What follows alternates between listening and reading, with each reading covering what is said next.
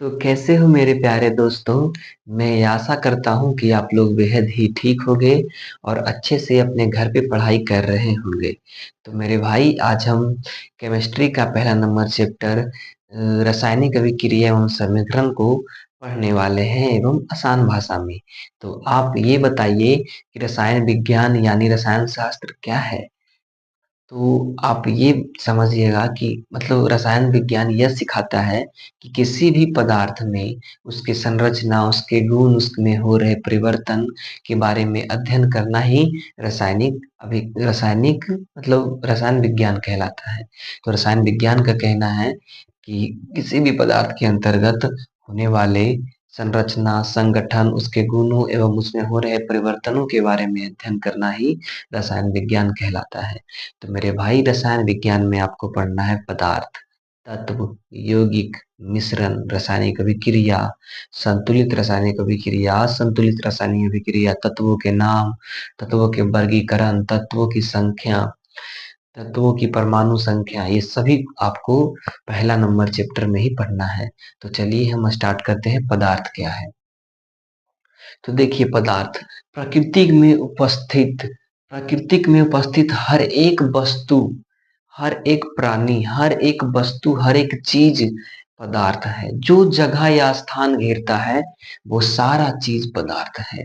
मतलब पदार्थ कहने का मतलब कि हर एक चीज जो आपके नजरों में दिखाई दे रहा है, जो जगह घेर रहा है, जो स्थान ले रहा है, वो सारा पदार्थ है। जैसे में हम एक पदार्थ हैं। जैसे में देखिए कि अगर हम यहाँ पे खड़ी हो जाते हैं तो मेरे पीछे जो हो रही है घटना, क्या आप देख रहे हैं? नहीं देख रहे हैं, क्योंकि हम भी एक पदार्थ ही है। जो हर एक चीज है वो हर एक चीज पदार्थ है। तो प्रकृति में उपस्थित हर एक वस्तु पदार्थ ही है मेरे भाई। देखिए पदार्थ तीन प्रकार के होते हैं। पदार्थ तीन प्रकार के होते हैं, ठोस, द्रव और गैस। पदार्थ तीन प्रकार के होते हैं, ठोस, द्रव और गैस। पदार्थ कितने प्रकार के होते हैं? तीन प्रकार के, ठोस, द्रव और गैस। अच्छा, आप एक ऐसा चीज का नाम लीजिए, एक ऐसा वस्तु का नाम लीजिए या चीज जो भी आप मानिए इसको, जो ठोस भी है, द्रव भी है और गैस भी है। वो क्या है? तो आप साधारण रूप में पानी कह सकते हैं। पानी जो है वे ठोस भी है, द्रव भी है और गैस भी है। अगर पानी बर्फ बन जाए, अगर जो वाटर है वो बर्फ बन जाए तो वो ठोस है, वो मजबूत हो जाता है। लेकिन अगर उसे तापमान मिल जाएगा और फिर वो पिघल जाएगा तब वो पानी बन जाएगा। लेकिन अगर वो अधिक तापमान झेलने लगे और पानी उबलने लगे तो उससे भाप बनकर निकलने वाली क्रिया गैस बन जाएगा। तो हो गया ना, ठोस, द्रव और गैस। तो ठोस, द्रव, गैस आप एकदम अच्छे से समझ गए होंगे पदार्थ के बारे में, क्योंकि जो वस्तु जगह घेर रहा है वो सारा पदार्थ है। हम, आप, ये बोर्ड, वो लाइट, वो कैमरा, वो स्टैंड, सब चीज ही पदार्थ है। मेरे भाई पदार्थ के बारे में आप लोग समझ गए होंगे। अब हम आपको बताते हैं तत्व क्या है। तत्व, तत्व कहने का मतलब कोई भी वस्तु एक ही प्रकार के एवं शुद्ध चीज से बना हो। शुद्ध मतलब कहने का मतलब है कि वैसा वैसा पदार्थ जो एक ही तरह के अणु या परमाणु से मिलकर बना हो, उसे हम तत्व कहते हैं। वैसा पदार्थ जो एक ही प्रकार के अणु या परमाणु से मिलकर बना हो उसे तत्व कहते हैं। जैसे में लोहा, लोहा में एक ही प्रकार के तत्व मतलब अणु या परमाणु है, क्योंकि ये सब जगह से कठोर है और सब जगह से मजबूत है। और हम कह सकते हैं कि जो लोहा है ये शुद्ध तत्व है। जैसे में सोना, ये तो शुद्ध ही है, क्योंकि सोना, चांदी, ये सब, तांबा, ये सब शुद्ध तत्व है। तत्व, तत्व कह सकते हैं, शुद्ध है, ये शुद्ध तत्व है। तो जो एक ही प्रकार के, ऐसा पदार्थ जो एक ही प्रकार के अणु या परमाणु से मिलकर बना हो उसे हम तत्व कहते हैं। और क्या आप हमको बता सकते हैं कि यौगिक क्या है? यौगिक, देखिए दो या दो से अधिक निश्चित भार वाले अनुपात जब आपस में क्रिया करके एक नए गुण वाले पदार्थ का निर्माण करते हैं उसे हम यौगिक कहते हैं। मतलब कहने का मतलब है कि 2 या 2 से अधिक निश्चित भार वाले अनुपात में मिलकर 1 या 1 से अधिक नए गुण वाले पदार्थ का निर्माण करता है, उसे हम यौगिक कहते हैं। आपको पता है क्या सर्वाधिक उपलब्ध धातु क्या है? सबसे ज़्यादा उपलब्ध धातु कोई है तो वो है एल्युमिनियम। एल्युमिनियम का आयस्क क्या है पता है? आयस्क आपको तीसरा नंबर चैप्टर में पढ़ना होगा। आयस्क इसका आयस्क बॉक्साइड है और लोहे का आयस्क हेमाटाइट है। तो एल्युमिनियम सर्वाधिक उपलब्ध पाए जाने वाला धातु है। और अगर आपको बात करें कि सबसे हल्का प्राकृतिक पदार्थ मतलब सबसे हल्का क्या है? क्या है जी? सबसे सबसे हल्का तत्व सबसे हल्का तत्व हाइड्रोजन है। सबसे हल्का तत्व हाइड्रोजन है। तो मेरे भाई आपको कम से कम 1 से लेके 30 तक ये जो परमाणु संख्या है ये आपको 1 से लेके 30 तक तो आपको याद करना होगा। जैसे में हाइड्रोजन का 1 है, हीलियम का 2 है, उसी तरीके से आपको याद करना होगा। लिथियम का 3 है, कार्बन का 6 है, 5 है, इस तरीके से आपको याद करना होगा। तो आपको टोटल 30 तक याद करना होगा मेरे भाई। अब हम आ जाते हैं नेक्स्ट चैप्टर में। चैप्टर नहीं मतलब नेक्स्ट पेज में। चैप्टर बोल दिए, सॉरी ब्रदर।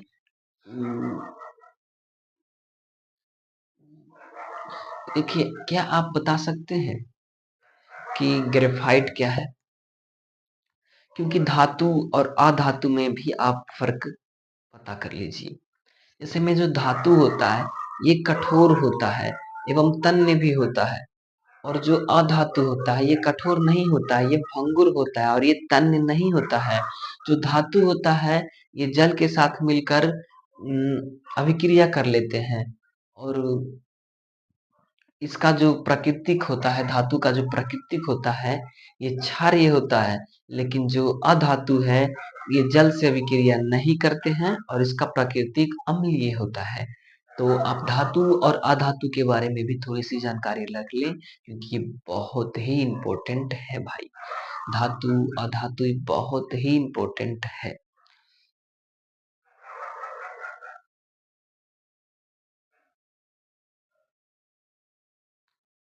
धातु जल से अभिक्रिया करके धातु का ऑक्साइड बनाते हैं, लेकिन अधातु जल से अभिक्रिया ही नहीं करते हैं। ये सब बातें आप याद रखिएगा। अब आ जाते हैं रासायनिक अभिक्रिया एवं समीकरण में। क्या रासायनिक अभिक्रिया क्या है? क्योंकि इस चैप्टर का नाम ही रासायनिक अभिक्रिया है। रासायनिक समीकरण एवं अभिक्रिया है, रासायनिक समीकरण है। इस चैप्टर का नाम ही रासायनिक समीकरण है। तो रासायनिक समीकरण यानी रासायनिक अभिक्रिया क्या है? रासायनिक अभिक्रिया क्या है? जिसे में 2 या 2 से अधिक तत्व या पदार्थ, आप जो समझ लीजिए, 2 या 2 से अधिक पदार्थ मिलकर 1 या 1 से अधिक नए गुण वाले पदार्थ का निर्माण करते हैं, उसे ही हम रासायनिक अभिक्रिया कहते हैं। जैसे में कोई भी व्यक्ति आपस में अभिक्रिया करके एक नए गुण वाले पदार्थ का निर्माण करता है, उसे ही हम रासायनिक अभिक्रिया कहते हैं। और रासायनिक अभिक्रिया 2 प्रकार के होता है। रासायनिक अभिक्रिया 2 प्रकार का होता है। एक होता है संतुलित रासायनिक अभिक्रिया और एक होता है असंतुलित रासायनिक अभिक्रिया। तो संतुलित रासायनिक अभिक्रिया क्या है? वैसा रासायनिक अभिक्रिया जिसमें अभिकारक और उत्पाद, पहले तो ये आप ये समझिए अभिकारक और उत्पाद क्या है। अभिकारक जो रासायनिक अभिक्रिया में भाग लेते हैं उसे अभिकारक कहते हैं, और जो उत्पन्न होते हैं उसे ही हम उत्पाद कहते हैं। जो रासायनिक अभिक्रिया में भाग लेते हैं उसे अभिकारक कहते हैं, और जो उत्पन्न होते हैं उसे उत्पाद कहते हैं। मतलब संतुलित रासायनिक अभिक्रिया में कहने का मतलब है अभिकारक और उत्पाद दोनों ही बराबर मात्रा में हो, उसे ही हम संतुलित रासायनिक अभिक्रिया कहते हैं। और असंतुलित रासायनिक अभिक्रिया कहने का मतलब है अभिकारक और उत्पाद दोनों बराबर ना हो, उसे असंतुलित रासायनिक अभिक्रिया कहते हैं मेरे भाई। अब देखिए हम आपको पढ़ाने में और समझाने में एक चीज को छोड़ दिए जो कि पहले ही पढ़ाना था, वो है मिश्रण। मिश्रण जैसे में देखिए, किसी भी चीज का मिश्रण, जैसे में तांबा में भी, मतलब सोना में भी तांबा का मिश्रण होता है, जल में भी पानी का मिश्रण होता है मतलब जल तो पानी ही होता है ना। देखिए जैसे में अगर नमक पानी में डाल दीजिएगा तो आपको नमक दिखेगा? नहीं दिखेगा, क्योंकि वो क्वालिटी जैसा घुल जाता है। ठीक है, तो उसे नमक का पानी हो जाता है, जैसे कड़वा लगता है, जिसे नमकीन पानी कहते हैं। लेकिन अगर आप पानी में चीनी को डाल दो, लेकिन अगर आप पानी में चीनी को डाल दे तो वो मिलकर क्या बन जाता है, उसका एक अलग नाम हो जाता है मेरे भाई, उसी को कहते हैं शरबत। तो मिश्रण का भी परिभाषा सिंपल है, दो या दो से अधिक चीजों का मिश्रण को ही हम, पदार्थों का मिश्रण को ही हम मिश्रण कहते हैं। तो शायद हम आपको इतना तक समझा दिए हैं मेरे भाई, और आगे का पार्ट हम दूसरे वीडियो में समझा देंगे, क्योंकि पार्ट बाय पार्ट हम आपको इस चैप्टर का रिवाइजिंग एवं इस चैप्टर के बारे में जानकारी आपको देते रहेंगे पार्ट। तो ये है पार्ट 1, और कल आएगा पार्ट 2। तो आप लोग देखिए और मेरे साथ जुड़िए, और वीडियो अच्छा लगे तो मुझे सब्सक्राइब कीजिए और मुझे फॉलो कीजिए, ताकि आप हमारे साथ जुड़कर अच्छी जानकारी ले सकते हैं। क्योंकि मेरे भाई, मैं आपका सीनियर हूँ।